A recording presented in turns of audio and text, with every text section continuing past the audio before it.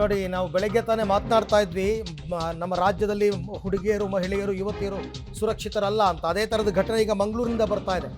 ಜ್ಯೂಸ್ನಲ್ಲಿ ಮತ್ತು ಬರುವ ಔಷಧಿಯನ್ನು ಕೊಟ್ಟು ಏನೋ ಅತ್ಯಾಚಾರ ಮಾಡಿರ್ತಕ್ಕಂಥದ್ರ ಬಗ್ಗೆ ಯುವತಿ ಈಗ ಆರೋಪ ಮಾಡ್ತಾ ಇದ್ದಾರೆ. ಮೊಹಮ್ಮದ್ ಶಫೀನ್ ಅಂತ ಯಾರೋ ಆತ ಹೀಗೆ ಮಾಡಿದ್ದಾನೆ ಅಂತ ಜ್ಯೂಸ್ನಲ್ಲಿ ಮತ್ತು ಬರುವ ಔಷಧಿ ಬೆರೆಸಿ ಅತ್ಯಾಚಾರ ಮಾಡಿರ್ತಕ್ಕಂಥ ಆರೋಪ. ಮಂಗಳೂರಿನ ಕದ್ರಿ ಪೊಲೀಸ್ ಠಾಣೆಯಲ್ಲಿ ಸಂತ್ರಸ್ತೆ ಈಗ ದೂರನ್ನು ಕೂಡ ದಾಖಲು ಮಾಡಿದ್ದಾರೆ. ಮೊಹಮ್ಮದ್ ಶಫೀನ್ ಎಂಬಾತ ಈ ಕೃತ್ಯವನ್ನು ಮಾಡಿದ್ದಾನೆ ಅಂತಕ್ಕಂಥದ್ದು ಆರೋಪ.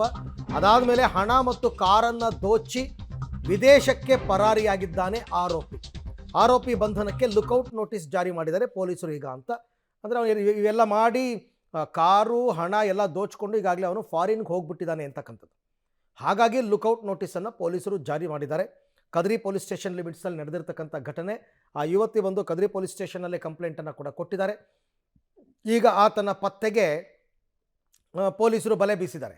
ಬಟ್ ಆ ಯುವತಿ ಮತ್ತು ಮೊಹಮ್ಮದ್ ಶಫೀನ್ ಹೇಗೆ ಪರಿಚಯವಾದರು, ಏನು ಎತ್ತ, ಅದೆಲ್ಲ ಸ್ವಲ್ಪ ಹಿನ್ನೆಲೆಯನ್ನು ಕೂಡ ನೋಡಬೇಕು.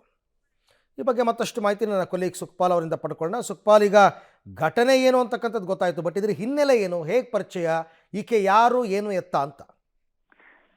ಕಳೆದ ಆಗಸ್ಟ್ 1ರಂದು ಒಂದು ಘಟನೆ ನಡೆದಿತ್ತು. ಮಂಗಳೂರಿನಲ್ಲಿ ಈಕೆ ಚಲಾಯಿಸಿಕೊಂಡು ಹೋಗ್ತಾ ಇದ್ದಂತ ಒಂದು ಕಾರು ತೊಂದರೆಗೀಡಾಗಿತ್ತು. ಆ ಸಂದರ್ಭದಲ್ಲಿ ಆತ ಅದೇ ರಸ್ತೆಯಲ್ಲಿ ಬೈಕಲ್ಲಿ ಹೋಗ್ತಾ ಇದ್ದ ಈ ಯುವಕ ಶಫೀನ್ ಅನ್ನುವಂಥವನು. ಹಾಗಾಗಿ ಆತ ನಿಲ್ಲಿಸಿ ಕಾರನ್ನ ಸರಿಪಡಿಸಿದ್ದ. ಆ ಬಳಿಕ ಅದೇ ಸಂದರ್ಭದಲ್ಲಿ ಮೊಬೈಲ್ ನಂಬರ್ ಅನ್ನ ತಗೊಂಡಿದ್ರು ಇಬ್ರು. ಆ ಬಳಿಕ ಅವರು ನಿರಂತರವಾಗಿ ಕಾಂಟ್ಯಾಕ್ಟ್ ಅಲ್ಲಿ ಇದ್ರು.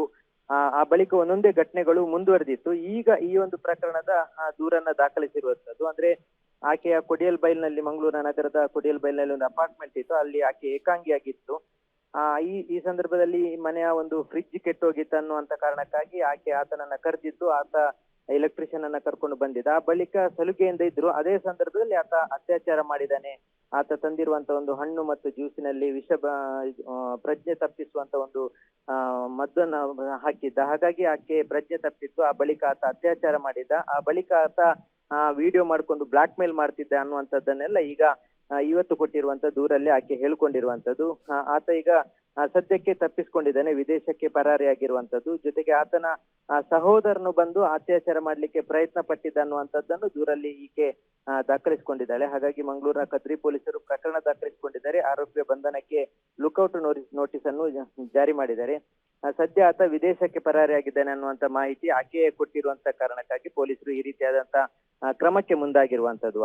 Right Sukhpal, thank you. ತಮ್ಮೆಲ್ಲ ಮಾಹಿತಿಗೆ ಧನ್ಯವಾದ.